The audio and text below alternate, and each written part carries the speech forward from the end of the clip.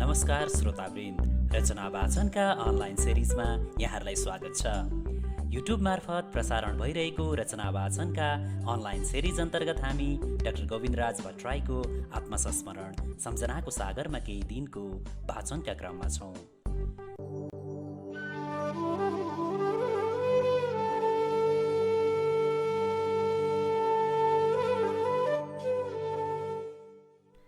आज हामी यस कृतिको 12औं अङ्क वाचन गर्न गइरहेका छौँ। प्रस्तुत छ सम्झनाको सागरमा केही दिनको 12औं अङ्क। जीवनको मध्यान्तरमा एक बिसौनी। अघिल्लो संस्मरण टुङ्गिने बेलामा त्यसपछि मेरो बाटो अब एक अनकन्टार जङ्गलतिर पस्यो भनेको थिएँ। बनारसको अध्ययन सकेर परीक्षा सकेर नेपाल फर्केपछि संसार कति विशाल छ भन्ने बोध भयो। त्यो उज्यालो रमाइलो पनि लाग्दथ्यो। पठित थिए, धनी थिए, जागिरे थिए, सहर बजार थिए, तर म भने अँध्यारोमा लुकेर टाढाको उज्यालो हेर्दै थिएँ। म गाउँमा थिएँ, त्यहाँ ज्यादा अँध्यारो थियो, सम्पूर्ण अँध्यारो थियो। आजको शिक्षा, स्वास्थ्य, बाटो, मानवता केही पनि थिएन। खेतीपाती, अशिक्षा, जालझेल, सामन्त्याई, रूढिवादी कुसंस्कार यस्तै कुरा व्याप्त थिए, तर मैले त्यता हेरिनँ। वर्षा लाग्ने समयमा बनारसबाट घर आयौँ मालदाजु र म। खेतीमा पस्ने बेला भएको थियो। म जस्ता विद्यार्थी, परीक्षार्थी सबै नयाँ लुगा खोलेर खेतका गरामा पस्ने समय छ। घाम चर्केका छन्। जेठको बेला कहिले पानी दर्कन्छ, फेरि ठुलो बतास चल्छ। नजिकको जङ्गल हुनहुनाएर आउँछ, फेरि शान्त हुन्छ। टाढाको दमक बजारतिर खोलाको डिलमा उभिएर आँखा लगाउँछौँ। त्यो बजारमा हाम्रो जन्म भएको भए हामी कति खुसी हुन्थ्यौँ होला जस्तो पनि लाग्छ, किनभने खेतीपातीप्रति मेरो अनास्था बढेर आएको थियो। तर बाआमालाई जब नित्य खेतीमै देख्छु, मलाई ठुलो दिगदारीले छुन्थ्यो। बिहानको रिमरिममै चिया किट्ली र गिलास बोकेर मेला पुग्यो। त्यहाँ धानको बिउ काट्ने अथवा रोप्ने, गोरुलाई घाँस काट्ने, गोबर सोहोर्ने, खोले पकाउने, बिहानभरि झटारिएर गर्दा पनि झन् धेरै काम बाँकी नै हुन्थ्यो। गाई बाछा देख्दा कहिल्यै नछुट्ने सङ्कट जस्ता गोरु बाख्रा त्यस्तै लाग्थे। धान सुकाउने, उठाउने, बोरा कस्ने, नाम्लाले बोकेर चाँजु रतुवा तर्दै दमकको जेठा बाबुको मिलमा पुर्याउनु पर्ने, यी घाँसका भारी, दाउराका अङ्गाला, गोबरको रास, मलका थुप्रा, पसिनाले भिजेको वस्त्र, हँसिया, खुर्पा, कोदाला, दाम्ला, भकारा, खेतका आली, मासको बिउ, धानको ढिकुटी सबै कुराप्रति मेरो घृणा बढ्न थाल्यो, किनभने म पठित थिएँ। मैले पढेको human psychology, economics, sociology, Hindi, English, prose and poetry यहाँ के अर्थ रह्यो? हलीगोठाला, खेतीपाती, व्यवहारमा डुबेर निसासिएका छरछिमेकी, कहिलेकाहीँ आउने नातागोता, बाआमा कसलाई सुनाऊँ? कसले मेरो शिक्षाको अर्थ बुझिदेला? म विरक्त भएँ। हिलो मैलोमा पसिनामा डुबेका घर परिवार देख्दा यिनीहरू साबुनको महत्त्व नबुझेका, घरमा दुई जोर फेर्ने लुगा नभएका, अथवा असभ्यतामै अभ्यस्त भएका भन्ने जस्तो लागेर क्रोध पनि उत्पन्न हुन्थ्यो। हरेक दिन जसो पिताजी साँझ परेपछि हातगोडा धोएर बस्नुहुन्थ्यो। हामीलाई कुनै भजन कीर्तन, प्रभु स्मरण गर्नमा एकछिन प्रेरित गर्नुहुन्थ्यो। आफै गाउने, सुनाउने, नाच्ने गर्नुहुन्थ्यो, अथवा कुनै छोटा कथा, पुराणका अंश सुनाउनुहुन्थ्यो। म ती कुरालाई आफ्ना साइकोलोजी, सोसियोलोजीसँग तुलना गर्दथेँ र व्यर्थ ठान्दथेँ। आज मैले VS नैपलको हाफ अ लाइफ पढेपछि बल्ल बुझेँ, म पनि बिलिन चन्द्रन जस्तो विद्रोही बन्दै रहेछु। म आफ्नै परम्परा र संस्कृतिप्रति अनास्था गर्दै, आफ्ना परिवारले गरेका कर्मप्रति घृणा गर्ने र अर्कै काल्पनिक जगत सिर्जना गरी एक पठित सभ्य युवाको अर्कै स्थान खोजिरहेको थिएँ।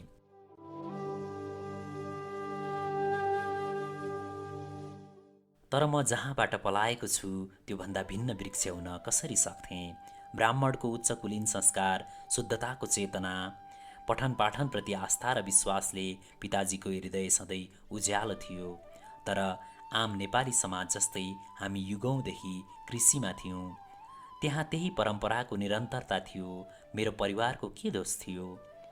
मलाई त्यही दुःखका रसले पढ्ने, बढ्ने, सफा वस्त्र लगाउने, चप्पल जुत्ता टेकेर बजार जाने बनाएको थियो। बाआमाको दुःखले मलाई हुर्काएको थियो, तर म भित्र अर्कै फूल र दाना लाग्न खोजेका थिए। भिन्न शिक्षाले, भिन्न प्रकाशले म बिलिन चन्द्रन हुँदै थिएँ होला।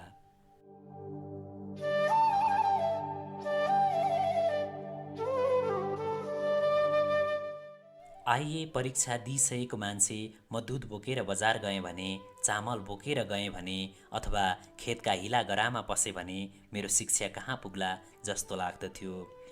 म जस्ता सन्तानबाट त्यति बेलाका बाबुआमा दुखित थिए, अझै छन्, र उनीहरू आधुनिक शिक्षाले आफ्ना सन्तानमा उपेक्षा भाव, घृणा, अर्थहीन विद्रोह भरेको देख्दछन् र शिक्षाप्रति सन्देह गर्दछन्। आजका नानीहरू पनि त्यस्तै छन्। आज सम्झन्छु हाम्रो जीवनशैली एकातिर, आधुनिक शिक्षा र त्यसले निर्माण गरेको चेतना अर्कातिर भएकाले गर्दा यी दुई यथार्थको बीचमा ठुलो धाँजा परेका थिए। मेरा बाआमा सायद तिनै धाँजामा छिरेको समय थियो। म तिनै धाँजामा छिरेर निसासिन थालेको थिएँ। मलाई नयाँ सफा लुगा मन पर्थे, जुत्ता चप्पल अटुट होन् भन्ने चाहन्थेँ। परिवारका सबैमा मिठो राम्रो सफा पुगोस् भन्ने थियो। मलाई बजार जाने अरू आफू जस्ता शिक्षित साथीसँग घुम्ने खर्च पुगोस् पनि भन्ठान्थेँ, तर यथार्थ अर्कै थियो। त्यसैले माटो, गोबर, हँसिया, बन्चरो, गोठ इत्यादिसँग रिस उठ्थ्यो। आइए परीक्षा दिएर बसेको छु, जागिर छैन। म त्यसैले भित्रभित्रै उद्विग्न बनेको थिएँ। एक दिन हल्ला सुने, हाई स्कुलमा टिचर खुलेको छ। नभन्दै झोलामा प्रमाणपत्र हालेर बजार पुगेँ। 2-3 महिना खेतीपातीमा लड्दा म पनि अन्य गाउँले कृषक जस्तै भएको थिएँ। घाम पानीले खाएका हातगोडा, अनुहारमा छिर्का र मख्या, सेता कपडा अनि इनारका पानीले अलिकति घुर्मलिएका, हिमावीको प्राङ्गण बन्सो र कुरोको ढड्डी थियो। भर्खरै बर्खे छुट्टी पश्चात विद्यालय खुलेको थियो। त्यहाँ प्रधानाध्यापक छविलाल सर समक्ष एउटा निवेदन लेखेर दिएँ र अन्तर्वार्ता दिनको लागि प्रतीक्षा गर्न लागेँ। मनमा अनेक कुराहरू कल्पन्छु। मलाई यो पद प्राप्त भइदिए, हे ईश्वर, यो जीवनलाई गोबर माटोबाट उठाएर अर्कै बनाउने थिएँ। नभन्दै अन्तर्वार्ताको दिन आयो। त्यहाँ समितिका ठुला ठुला मान्छे बसे, head sir, PN sir, second sir, अरू गुरुहरू। अन्तर्वार्ता दिने 5 जना, एसएलसीको योग्यता। अन्तर्वार्तामा केही प्रश्न सोधेपछि हामीलाई नमुना शिक्षणमा लाने भए। मनमनै मैले ईश्वर जपेँ, प्रभु मलाई अङ्ग्रेजी पढाउने कक्षा मिलाइदेऊ, किनभने म अङ्ग्रेजी जान्दछु भन्ने लाग्थ्यो। आज सम्झदा त्यो वृथा अभिमान रहेछ। म भित्र अङ्ग्रेजीप्रतिको अज्ञात मोह भने जागिसकेको थियो, किनभने घैलाडुब्बा हाई स्कुलमै गोरासँग बोल्न सिकेको थिएँ। केपी सर, दाताराम सरले पनि मलाई पत्याउनु भएको थियो। अन्तर्वार्ता पश्चात भीम सरले मलाई डोर्याएर कक्षा 6मा लगे र एउटा खरीको टुक्रा दिँदै भने, नानीहरू हल्ला नगरी बस। नयाँ सरले, आज तिमीहरूलाई गणित पढाउनुहुन्छ, तिमीहरू के सिक्न चाहन्छौ? बीजगणित। कक्षा एउटै स्वरमा बोल्यो। आज मेरो सामु कत्रो सङ्कट आइलाग्यो हे प्रभु। जीवनमा कहिल्यै पनि बुझ्न नसकेको, एउटा पनि समस्या समाधान गर्न नसकेको, कक्षामा सधैँ भागेर र लुकेर एसएलसी पुगेको यो बीजगणित, मेरो परीक्षाको घडीमा यो यक्ष प्रश्न। म मरेँ। एसएलसीमा गणित कसरी कटाएँ त्यो कुरा मेरा छेउका मित्र धनबहादुर गोले मोक्तानलाई मात्र थाहा थियो।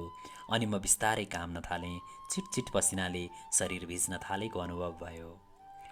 त्यो सङ्कटको घडीमा उनीहरूको पाठ्यपुस्तक मागेर खोलेँ, बोर्डमा केही अनर्थ लेखे जस्तो गरेँ। एकछिन विद्यार्थीतिर फर्केर केही बरबराएँ। मेरो बाणी प्रकट भयो कि मनमनै बोलेँ, म भन्न सक्दिनँ। भीम सर पछिल्तिर बसेर लामो घाँटी तन्काउँदै मेरो दुर्दशा हेर्दै थिए। अलिअलि गर्दै कक्षा गुनगुनाउन थाल्यो, हल्ला बढ्न थाल्यो र मैले आफैलाई हेरेँ। मेरा हात खुट्टा डगडगी काम्न थालेका रहेछन्। कक्षामा उनीहरूले बोलेको सुने। नयाँ सरले अल्जेब्रा पढाउन जानेनन्।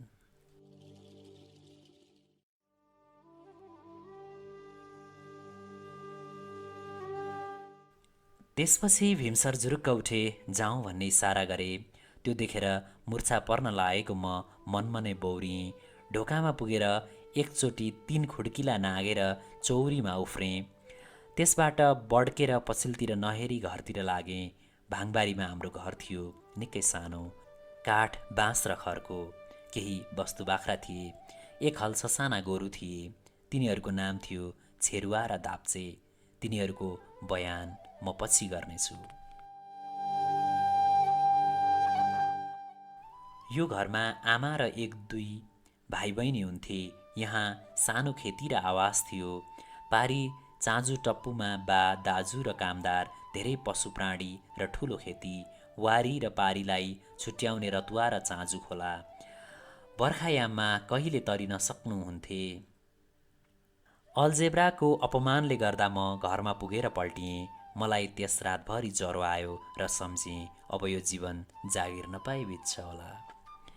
त्यसपछि म अधिक झोक्राउन थालेँ। जागिरको चिन्तामा डुबेँ। त्यसको केही दिनपछि अर्को जागिर खुल्यो।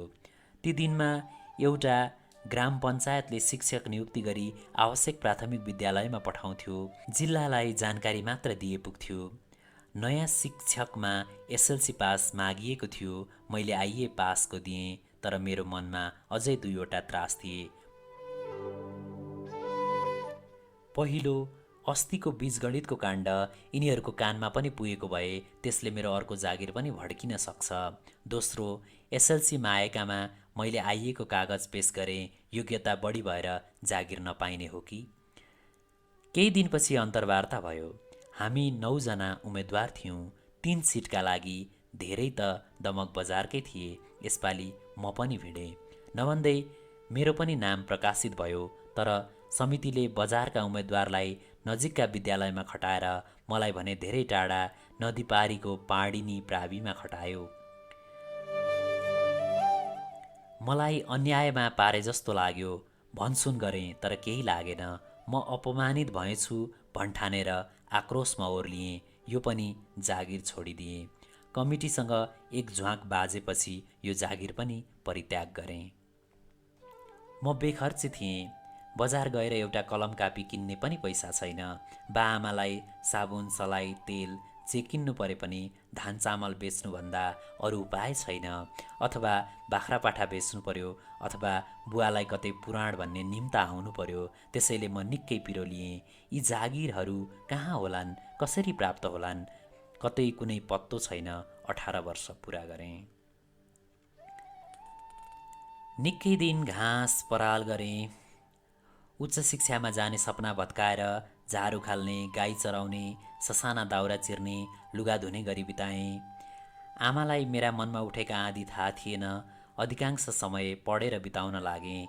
त्यसबेला पश्चिमका महान साहित्यकार साझा समालोचना, बीपी कोइरालाका नवप्रकाशित उपन्यास, तारिणी प्रसादको सर्पदंश, पारिजातका उपन्यास, दार्जिलिङका प्रकाश कोविद, आइबी राई, विराटनगरको बरगाछी, धरानको कल्पना आदि सङ्कलित थिए। बनारसदेखि ल्याएका डिल्लीराम गुरुका दर्शनको रूपरेखा, छन्द र अलङ्कार लगायत हिन्दी र संस्कृत ग्रन्थ, केही पाठ्यपुस्तक जोडेर बरन्डामा 2 तासी पुस्तक बनाएको थिएँ। गाउँको एक पुस्तकालय नै भयो, तर दराज थिएन। किताब लाने र पचाउनेको सङ्ख्या तीव्र हुँदै गयो र देवकोटा पुस्तकालय नै बन्द गरेँ। केही समयपछि मोरङ जिल्लाको मधुमल्ला ग्राम पञ्चायतले शिक्षकको दस्तखत आह्वान गर्यो। त्यहाँ कक्षा 8 मात्र योग्यता खोजेको थियो। मैले पनि आवेदन दिएँ र परीक्षा दिएँ। यसपालि 50 जना परेका थिए। बेरोजगारी बढ्न थालेको रहेछ। त्यहाँ अरू पनि आइए पास आएका थिए। कसो कसो मेरो भाग्यको द्वार आफै खुलेछ। 50 जनामा म प्रथम भएँ। त्यो सारा प्रबन्ध गर्ने श्री साम्पाङ थिए। तर यसपालि पनि मलाई झन्डै 1 दिन टाढाको खाँबे झोडा प्राविमा खटाइयो। यो पनि भत्कोस लागेको थियो। 3 तेवाली पुग्यो। म खाँडे झोडा प्रावि जान चाहन्नथेँ, बरु नियुक्ति पत्रै नलिने इच्छा व्यक्त गरेँ र अडान लिएँ।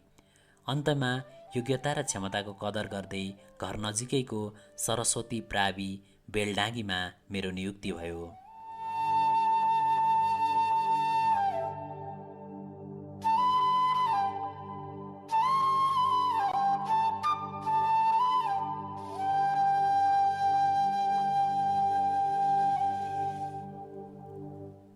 अब मेरो खुसीको सीमा रहेन।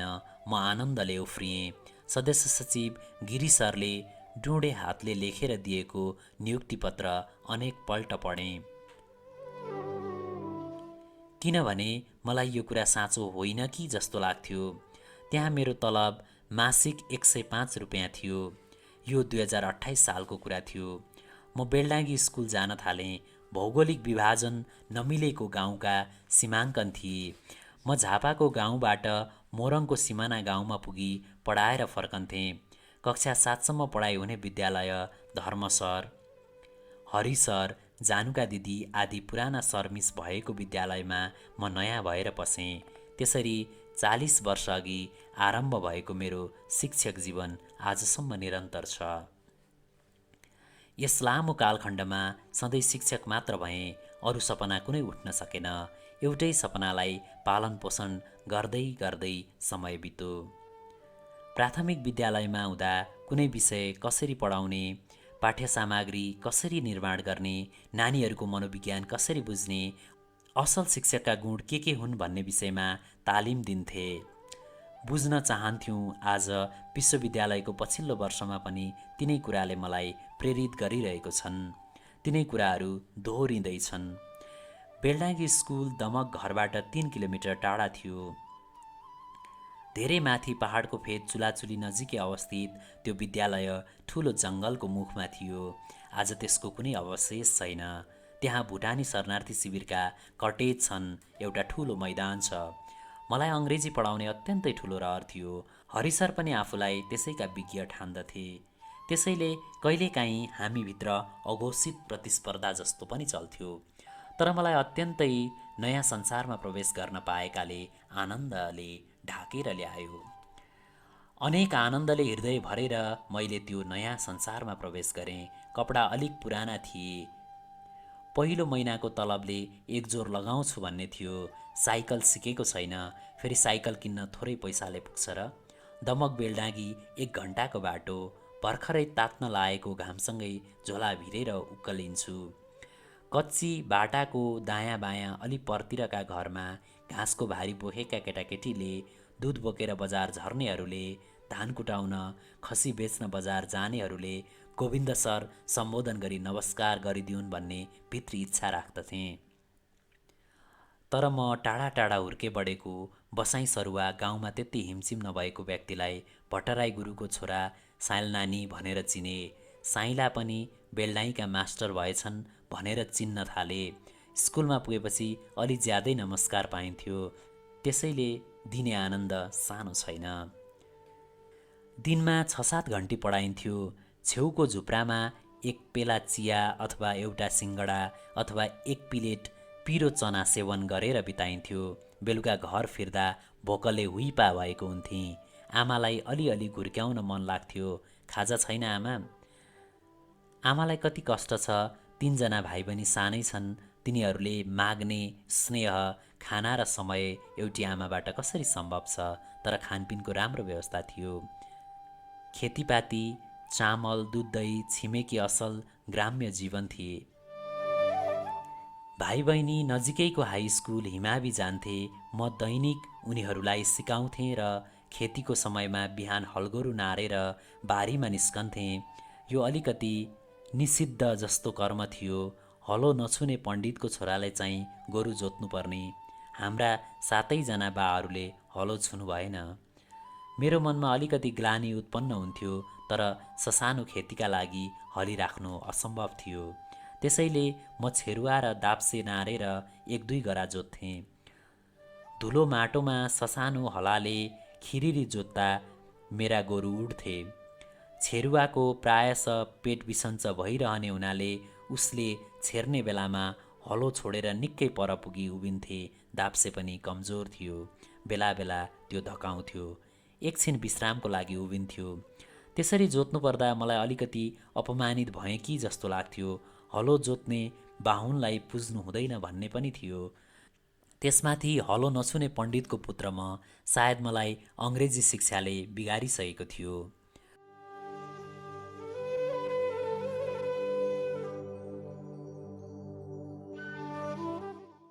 त्यसो त पारी खेतमा मालदाई त ढुक्कै हली भइसक्नु भएको थियो।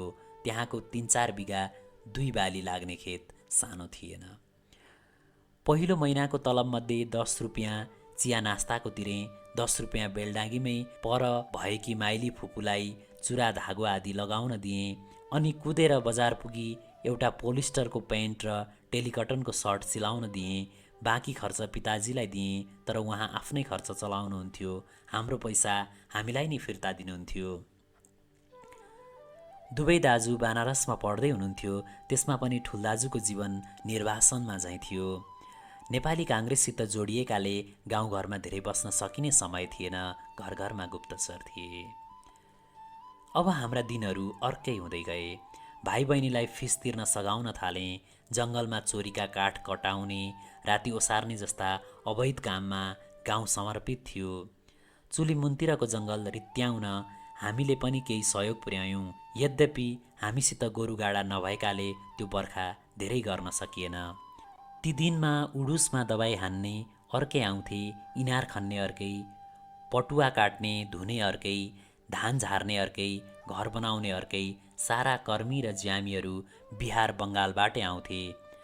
बर्खाभरि अन्नको काँटा राख्ने, हिउँदमा बदाम बेच्ने, अरू ससाना सामान मम्फली, चुरा, गहना, गुडिया, खेलौना आदिको व्यापार गर्ने उनीहरू नै। दबाई बेच्ने, जादु गर्ने, ठग्ने, रामलीला देखाउने, बाबाजी बनेर घुम्ने, राँगा गोरु खसी पार्ने सबै उनीहरू नै। मेरो जीवन बदलिँदै गयो। केही नयाँ किताब किन्दै गएँ। तीमध्ये डेल कार्नेजीको how to stop worrying and start living एक हो। यति प्रेरणादायी पुस्तक मैले आजसम्म पढेको छैन। त्यसको एक पङ्क्ति मैले लेखेर नजिकै राखेको छु। Every day is a new life to a wise man. बुद्धिमानका लागि प्रत्येक दिन एक नयाँ जीवन हो। यसको नेपाली र हिन्दी अनुवाद पनि उपलब्ध छन्। अब पैसा चलाउने खाँचो भएन। समीक्षा, राष्ट्रपुकार, गोर्खापत्र किन्न सक्ने भएँ। साथीभाइ, शैक्षिक सर्कल पनि बढ्दै गयो। मेरो निम्ति उज्यालो बाटो नजिकै रहेछ। भाग्यले खन्दै ल्यायो। मोरङ जिल्लामा पहिलोपल्ट राष्ट्रिय शिक्षा योजना लागू हुने दिन आए। त्यो वर्ष 2028 को पुसदेखि सबै विद्यालय सरकारको प्रत्यक्ष अधीनमा हुने भए। सबैका योग्यता अनुसारका नयाँ स्थायी नियुक्ति पत्र आउने भए। सबै शिक्षकले आफ्नो योग्यता अनुसारको पुरा तलब पाउने भए। हाम्रो विद्यालयमा म मात्र आइए पास ठहरिएँ र मेरो तलब एकैचोटि दोब्बरभन्दा बढी 225 रुपियाँ पुग्यो। त्यस्तो पत्र प्राप्त भएको रात म झिपिक्कै निदाउन सकिनँ। अति हर्षमा पनि त्यस्तो हुँदो रहेछ। अरू साथीहरू पनि थिए। मलाई बनारसी भनेर अलिकति हेप्नेहरू पनि थिए। तर उनीहरू धेरै पहिले स्थायी भए तापनि आइए पुरा गर्न नसकी लड्दै उठ्दै गरेका रहेछन्। कतिको तलब घटेर पनि आयो। त्यसपछि यो नौजवान बाहुन केटामाथि अलिकति ईर्ष्या पनि प्रारम्भ भयो। 2028 सालको पुस लागेपछि देशभरि नयाँ शिक्षाका तालिम खुले। नयाँ किताब आए। पत्रपत्रिका, शैक्षिक सामग्री ओसार्न 7-7 दिनमा विराटनगर पुग्नुपर्ने भयो। अर्कै रौनक, अर्कै दिन आए। शिक्षाको उज्यालो घामबाट कुनै बालबालिका वञ्चित हुन नपरोस् भन्ने नारा आयो। नयाँ राजा वीरेन्द्रका यस्ता महान बाँडीहरू जिल्ला शिक्षाले छापेर विद्यालय पुर्याउने गर्थ्यो। अब शैक्षिक जगतमा ठुलो खलबली र नवीनताको लहरले छोप्यो। इलाममा, झापामा, विराटनगरमा, धनकुटामा सर्वत्र अनेक तालिम केन्द्र खुले। सर्वप्रथम एउटा 2.5 महिने तालिम खुल्यो। मन्त्रालयले दिने त्यो तालिम इलाम क्याम्पसमा हुने भयो। 10 जना साथी जुर्मुराए। म पनि चनाखो बैठो पलेँ। तर योग्यता माथि भए पनि म नयाँ थिएँ। मेरो लामो योगदान थिएन। त्यसैले पहिलो अवसर पूर्व व्यावसायिक शिक्षाको तालिममा धर्मराई सरको पालो आयो। इलामसम्म बाटो पुगेको थिएन। खाजा सामल बोकेर संसरेदेखि गरुवा लेदुवातिरका अनेक झोडी पेल्दै खोला तर्दै धर्मसर इलाम गए र 2 महिनापछि नयाँ शिल्प र चेतना बोकेर फर्किए। उनले बनाएका माटाका केरा, आँप, सुन्तला, टमाटर इत्यादिले अफिस सजिए। कति बाँसका बेतका फिरफिरे खेलौना, मसीदानी, कति कागजका, कति काठका, केही पाकशास्त्रका, वाद्यवादनका, नृत्यका तालिम पनि थिए। एउटा विचित्रको ऊर्जा र नवीनताले हाम्रो विद्यालय भरियो। उनले कक्षामा त्यही पढाउने र गराउन थाले। त्यसको क्षेत्र नाम पूर्व व्यावसायिक भयो।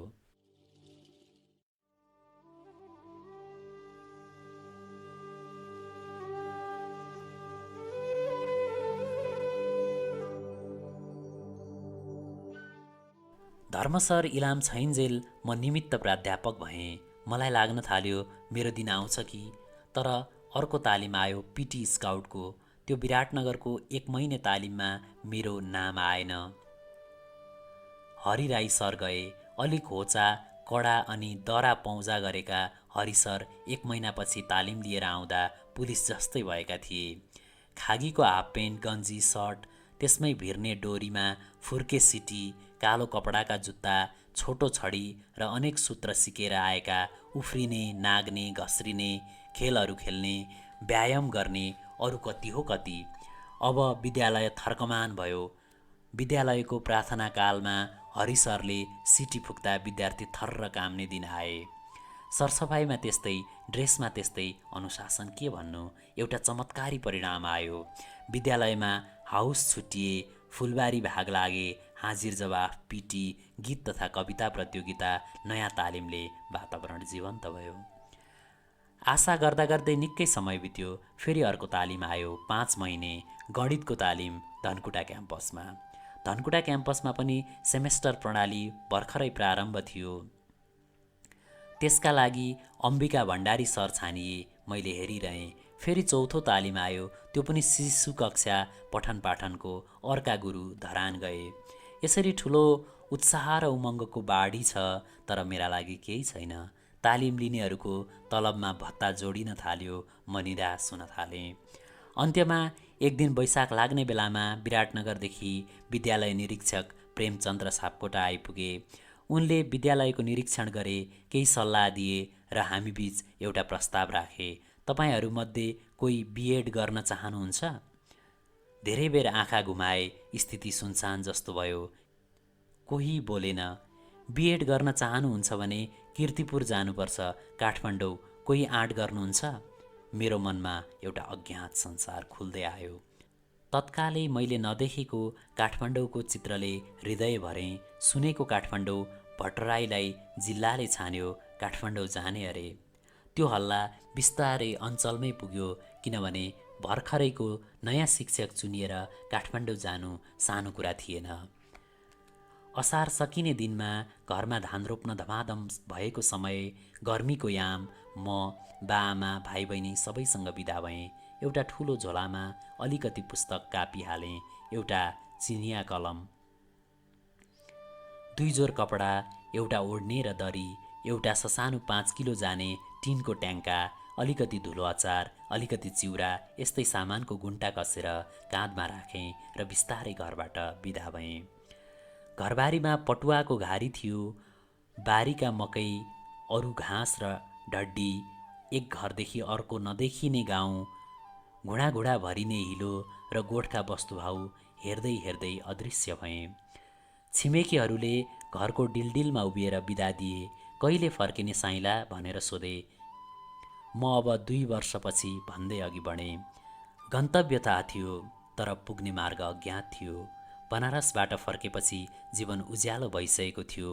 आज फेरि पनि मेरो मार्ग अर्को घना अन्धकारतिर पस्यो। बीचमा उभिएको छ एक विशाल पर्वत, तर यो मन भन्छ त्यो कटेपछिको मैदानमा सूर्य उदाएको देखिनेछ। मनमा आफ्नै पिताजीले रचेको झ्याउरे लयका जीवन सङ्गीत गुनगुनाउँदै हिले बाटामा पाइला चाल्न थाले। हिलो गोरेटो छ, हातमा चप्ली छन्, काँधमा झोला छ, धेरै टाढा दमक बजार देखिन थालेको छ। यो मनमा पिताजी बसेर गाउन थाल्नुभयो।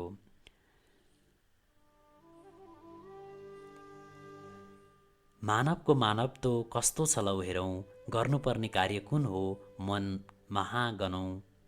पूर्वैबाट सूर्यको तेज निस्केपछि बत्तीको के काम।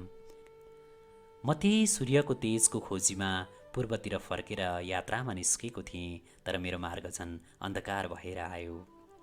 चैत 1 2067 सुकर्मटोल कीर्तिपुर।